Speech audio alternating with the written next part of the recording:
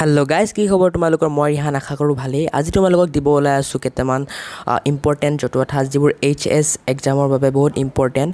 ইয়াত মই তোমালোকক জতুৱা ঠাঁচ অৰ্থ প্ৰকাশ কৰি, অৰ্থ লিখি বাক্য ৰচনা কৰাৰ লগতে আৰু জতুৱা ঠাঁচৰ কিছুমান ইম্পৰ্টেণ্ট কুৱেশ্যন যিবোৰ এক্সামত আহিছিল, HS ছেকেণ্ড ইয়াৰ এক্সামত আহিছিল, সেইবোৰ তোমালোকক দিম।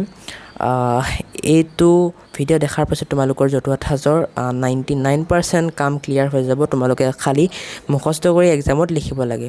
তো বোলে অকণমানো দেৰি নকৰাকৈ ভিডিঅ'টো ষ্টাৰ্ট কৰোঁ। আৰু এটা কথা, মই গোটেই কুৱেশ্যনবোৰৰ আনচাৰসমূহ পঢ়ি নিদিওঁ, কাৰণ পঢ়ি দিব ক'লে বহুত ডাঙৰ হৈ যাব। মই তোমালোকক প্ৰশ্নটো পঢ়ি পেলাই উত্তৰটো তাৰ তলতে দি দিম, তোমালোকে পঢ়ি পেলাই আনচাৰটো লিখি ল'বা। ঠিক আছে, ব'লা। এতিয়া ফাৰ্ষ্ট কুৱেশ্যনটো হ'ল, জতুৱা ঠাঁচ কি? ই কেইধৰণে বাক্যত প্ৰয়োগ হয় বুজাই লিখা। তাৰ আনচাৰটো অতি সুন্দৰকৈ তলত দিয়া হ'ল, তোমালোকে চাই লৈ লিখি লোৱা।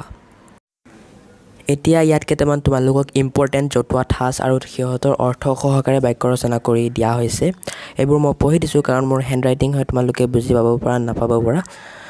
নোম টেঙৰ অৰ্থ হ'ল অতি চতুৰ। ৰমেন যে ইমান নোম টেঙৰ, আজিহে সকলোৱে গম পালে। ভূতৰ ওপৰত দান, সৰু আপদৰ ওপৰত ডাঙৰ বিপদ। ৰমেনৰ মাক দেউতাক ঢুকোৱাৰ পিছৰে পৰা ভূতৰ ওপৰত দানহ পৰা দি তাক বিপদে নেৰাই হ'ল। আঁঠুৱা তলৰ মহ, অধীন লোক। ইংৰাজসকলে ভাৰতবাসীক প্ৰায় 200 বছৰ আঁঠুৱা তলৰ মহ কৰি ৰাখিছিল। নপতা ফুকন, নিজক ডাঙৰ বুলি ভবা। ৰামৰ দৰে নপতা ফুকন মানুহক কোনেও ভাল নাপায়। লেকলৌ পৰুৱা, লানি নিছিগাকৈ যোৱা পৰুৱা। লেকলৌ পৰুৱাৰ দৰে মুখ্যমন্ত্ৰীৰ গাড়ীৰ পাছে পাছে অলেখ গাড়ী গৈছে। একাদশত বৃহস্পতি, সৌভাগ্যত উপস্থিত হোৱা। একাদশত বৃহস্পতি পৰা দি লটাৰীৰ 1 কোটি টকা পোৱাৰ পাছত ৰাহুল আনন্দত আত্মহৰা হৈ পৰিল। গোৰ মাৰি গংগাত পেলোৱা, অপকাৰ কৰিবলৈ খোজোতে উপকাৰহে হোৱা।